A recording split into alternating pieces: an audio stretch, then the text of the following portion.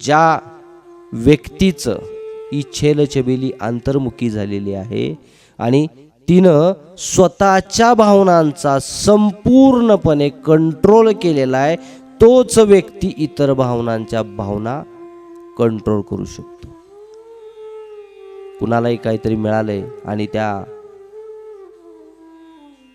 अद्भुत सिद्धीनं कुणाला तरी कंट्रोल केले असं होत नाही.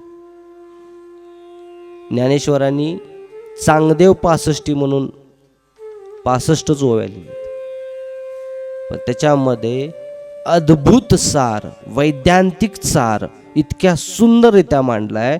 तर त्याचा जो एक विषय होता की चांगदेव भिंतीवरनं आलेत,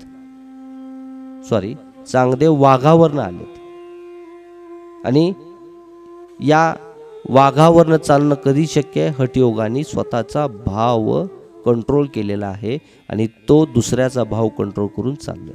त्यामुळं शेतकरी सुद्धा कित्येक माणसांची ताकद असणाऱ्या बैलाला एका काठीवर चापकावर चालवतात,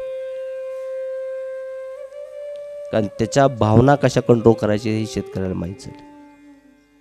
आणि इकडनं ज्ञानेश्वरांनी ही 4 भावंड भिंतीवरनं गेली. ज्याला भावनाच नाही त्याची भावना कशा कंट्रोल करायची आता सांगा. ज्याच्यात भावना आहेत त्याच्या भावना तुम्ही कदाचित हिप्नॉटिझम शिकाल, रेकी शिकाल, कोरियन पद्धतीमध्ये प्राणिक हिलिंग शिकाल. प्राणिक हिलिंगचं एक मोठं सेंटर पुण्यामध्ये, तिथं प्रवेश करायला 3 वर्ष त्यांची साधना करायला लागते, तेव्हा 4थ्या वर्षी तुम्हाला तिथं प्रवेश मिळतो. सद्गुरूंच्या कृपेने आम्ही सर्वसाधारण 18 वर्षापूर्वी त्या ठिकाणी गेलतो. डायरेक्ट कोणतेही साधनेचं आणि त्यांचं कोणतीही दीक्षा न घेता आम्हाला तिथं आत प्रवेश मिळाला. ते असं ठिकाण आहे, 9 पर्वत आहेत, त्या 9 पर्वतामध्ये 128 ते 130 धबधबे आहेत. आणि बरोबर ऑगस्ट महिन्यातच आम्ही तिथं प्रवेश केला. त्या दरीच्या बरोबर टोकावरती ते